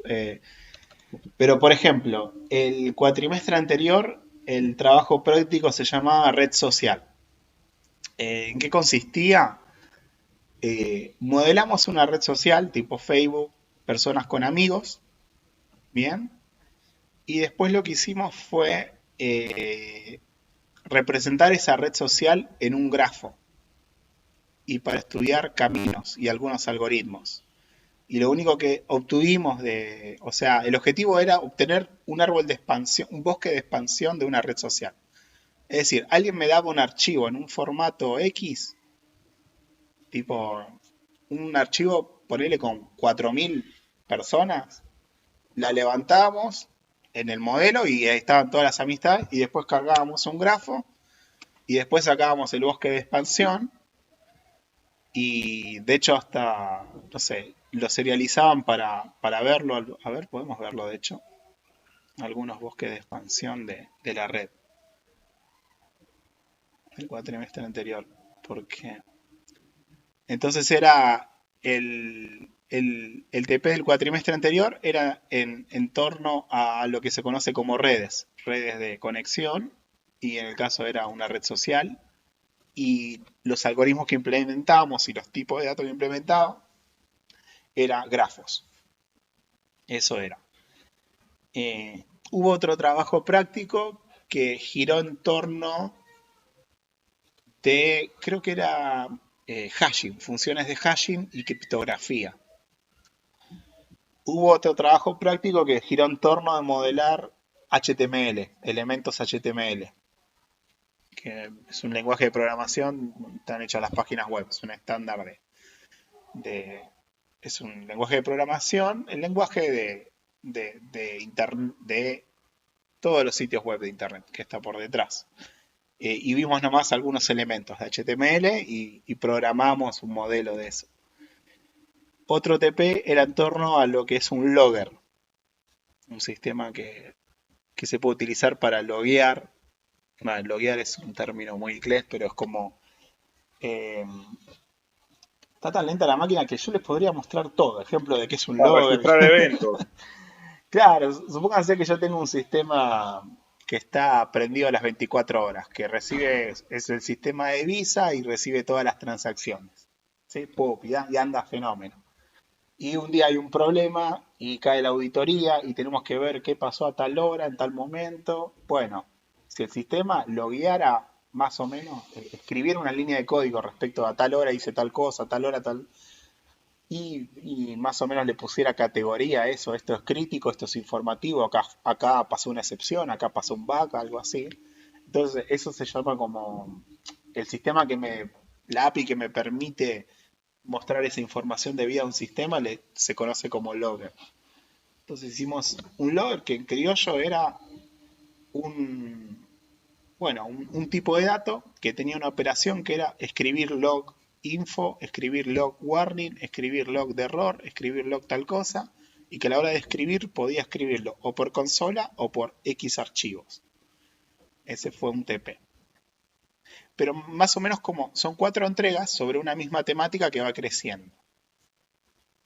Y en cuanto a líneas de código, no sé, son 8 códigos fuentes. Después vamos a ver qué es 8 módulos y eso.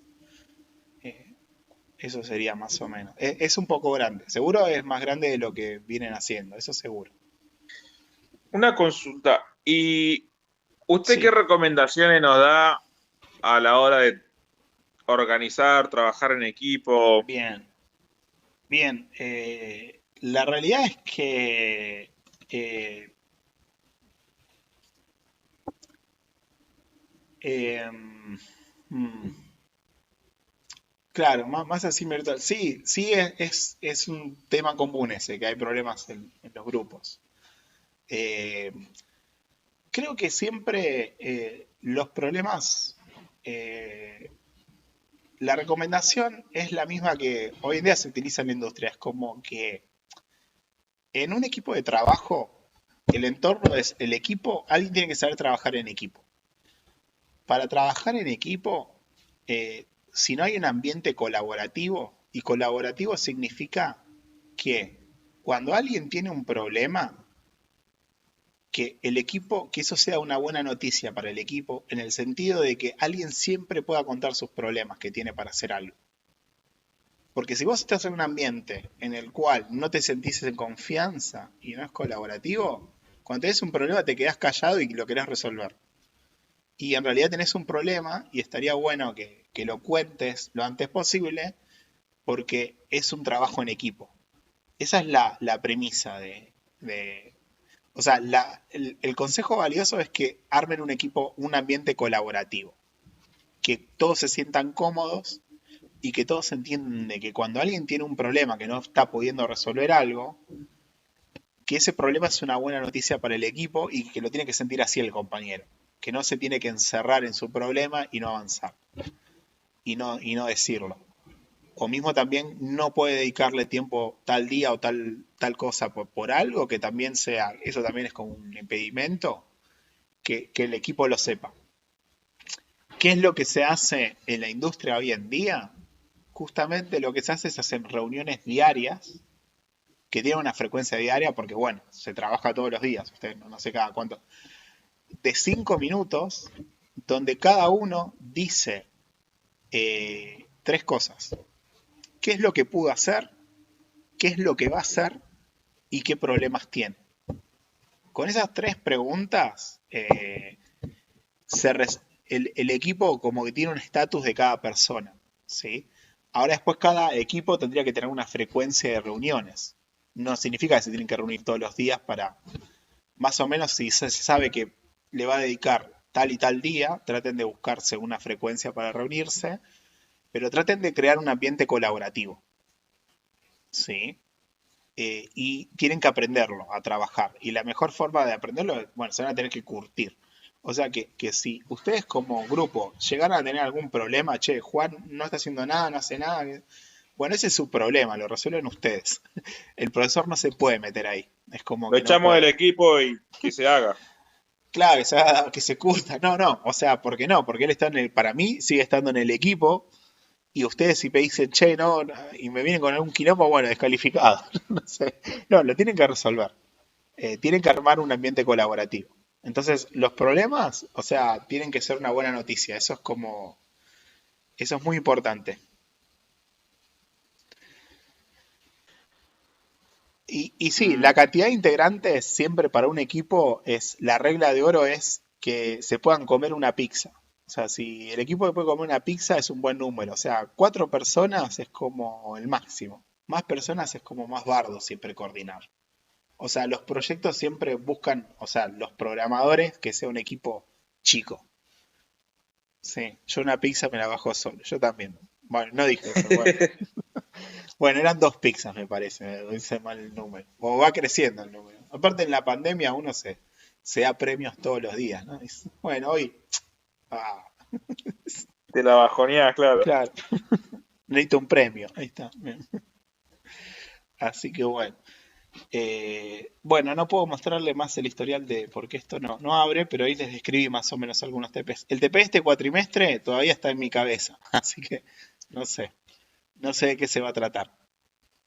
Pero como que cada cuatrimestre se busca que sea el mejor, la mejor experiencia, no sé, está bueno. Tal vez me tire para... Ah, no sé, la verdad no sé. ¿Cuándo habría que comenzar con armado de grupos? Bien, más o menos arranca cuando es el primer parcial, el trabajo práctico. Bien, ahí arranca el trabajo práctico. Así que eso es la semana 5 más o menos, o 6. A ver, veamos. segundito. A ver en qué semana es. Lanzamiento del TP. En la semana 6. Estamos en la semana 1. O sea, dentro de un mes y medio. Ahí va a estar el enunciado de la primera entrega del trabajo práctico y ya tendrían que tener el grupo armado. Bien. Me falta poner las fechas a la planificación todavía. Sí, pero la semana 6 la podemos contar. Bueno, creo que ya terminamos. No, bueno, las breves palabras de acá. ¿Cómo aprendemos los adultos? Este porcentaje es qué forma es más efectiva. Y dice que uno aprende más cuando enseña a otros. Y eso me pasa a mí, pero me pasó muchísimo con este curso. Desde que hace 4 años, 4 o 6 años, que doy algoritmos y programación. Es como que aprendí muchísimo de esta disciplina. Soy el que más aprende. Esto refleja eso, o sea, ¿de qué otra forma? Un 80% es cuando hacemos, ¿sí? El escenario acá se va a estar dando por semana contenido, ejercicios. Bueno, ustedes podrían estar en alguno de estos porcentajes.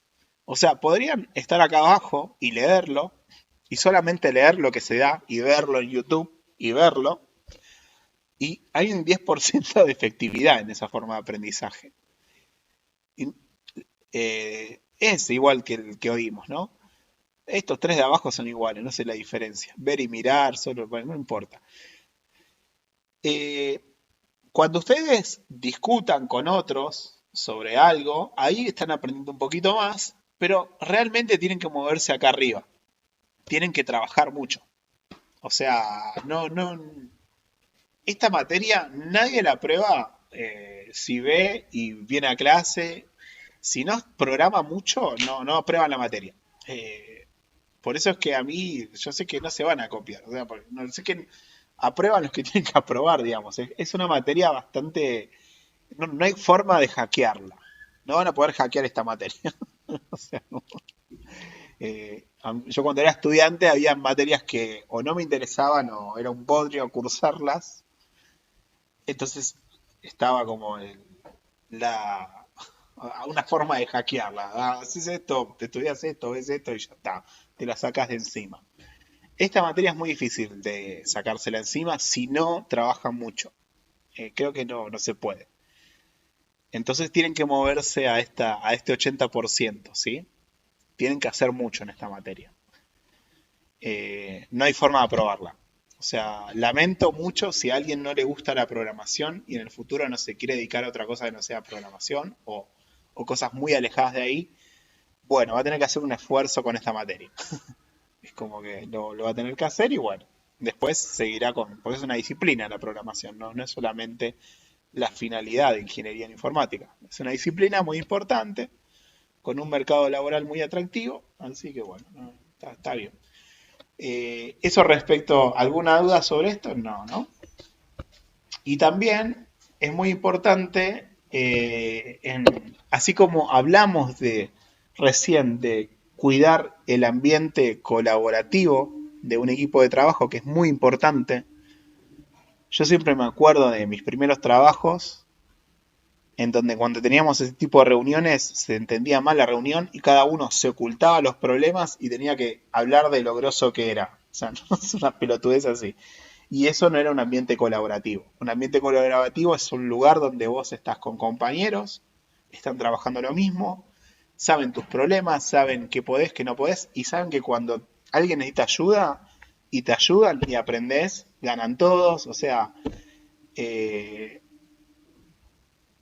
cuanto más circule la información y menos alguien se la encanute, se ganan todos. Eso es la universidad, ¿sí? Y para cuidar este ambiente colaborativo, la universidad cuenta desde hace tiempo, desde que varias universidades públicas estuvieron con esta iniciativa, un protocolo contra violencias de género, ¿sí? que es una herramienta de bienestar para todos los estudiantes. Yo en mi época de cursada, que eran los años del año 2000 y pico, comienzo del 2000, eh, viví como escenas muy violentas, así de, no puedo creer que este profesor le diga esto a esta estudiante, o tal otra cosa, o situaciones, se quiere, bueno, en el secundario se conocen como bullying, eh, en ingeniería, sobre todo, en materias así que parece como si fueran la mayoría de las personas que cursan son hombres y hay una gran minoría y la minoría son de mujeres. En mi época eran muy hostiles esos ambientes y estaba muy naturalizado. Y eso que se naturalizó, o que siempre estuvo tan naturalizado, no nos hace bien, no es un bienestar y sobre todo a ese sector oprimido encima, de que una estudiante está diciendo algo y alguien agarra y vuelve a repetir lo que dijo la estudiante y como que le está explicando, ¿viste? Como ya como arrancó, esas situaciones eran comunes o tal otra. Bueno, esta universidad, como casi todas las universidades, cuenta con un protocolo cuando alguien se siente en una situación de violencia y esa persona dice, la puta madre, me tengo que hablarle a este boludo o a esta boluda o lo que fuera, le tengo que explicar lo que me está haciendo, me hincha las pelotas, no tiene que hacer eso. O sea, contate este protocolo y este protocolo se encarga de darle un cauce a esas situaciones, para que mismo ni siquiera tengas que pasar por, che, mirá la situación esta que me está sucediendo, me tengo que defender solo otra vez acá con esto, o sola, la mayoría de los casos es sola, con esto, bueno, no, hay un protocolo, que lo que hace ese protocolo es justamente no está solo, o sea, y esto es una norma universitaria por el bienestar de todos, vamos a hablar con tal persona y listo, no es una casa de brujas, obviamente que ante cualquier cosa no se procede de, listo, lo metemos preso, le hacemos tal cosa, no, por eso es un protocolo, es como que se sigue un procedimiento que está consensuado por la universidad y se aplica, porque justamente nadie merece una situación de violencia por ninguna condición, por condición de género o por cualquier otra condición. Así que bueno, y realmente es como que bueno, yo siempre hablo de mi época, pero cada vez que por suerte estoy con estudiantes más jóvenes, me doy cuenta que ustedes lo han trabajado muy bien a esos temas, pero siempre que persista esos temas está bueno saber que hay un protocolo justamente que se encarga de accionar bien todo eso, ese tipo de problemas. El protocolo, bueno, simplemente se puede contactar por mail y acá hay un tríptico muy, muy útil del protocolo que explica bien todas estas situaciones y cómo es el protocolo. Así que eso sépanlo. Esta presentación la voy a compartir ahí en Slack. Y con esto ya damos finalizado la clase de presentación. Para la clase que viene, lo único que les pido es que lean de la guía de ejercicio 0 el ejercicio de conectividad y lo comiencen a trabajar, ¿sí? Bueno, la guía de ejercicio 0 tiene dos partes, una parte de preguntas y una parte donde hay un ejercicio de conectividad que está planteado, de programación. Lo que les pido es que trabajen ese ejercicio, ¿sí? Fíjense, acá arranca el ejercicio de conectividad. Bien. Acá hay el enunciado y en el canal de Slack se subió un planteo del problema sin resolverlo, para que ustedes se focalicen en resolver el algoritmo y el tipo de dato que se busque implementar ahí. Eso también lo encuentran en Slack. Así que bueno, eso es lo único por ahora. Y bueno, nos vemos el lunes a las 8 de la mañana y el jueves a las 18:45. Bien, eso sería todo. Muchas gracias, profe. Perdón, una preguntita, profe. Sí. ¿A qué hora la clase de la mañana? Justo se me apagó la A las 8, el lunes. Pero ¿vamos a tener clase? Sí, sí, a las 8 nos conectamos, sí. Ok, listo. Sí. Bien, bueno. Nos vemos el lunes. O el Chao, jueves. profe. Buena semana. Chao. Chao. Ah, ¿no vieron? Gracias. No tendrían Chao, que haber profe. visto esto. Buen fin de- Chao. Chao. Chao.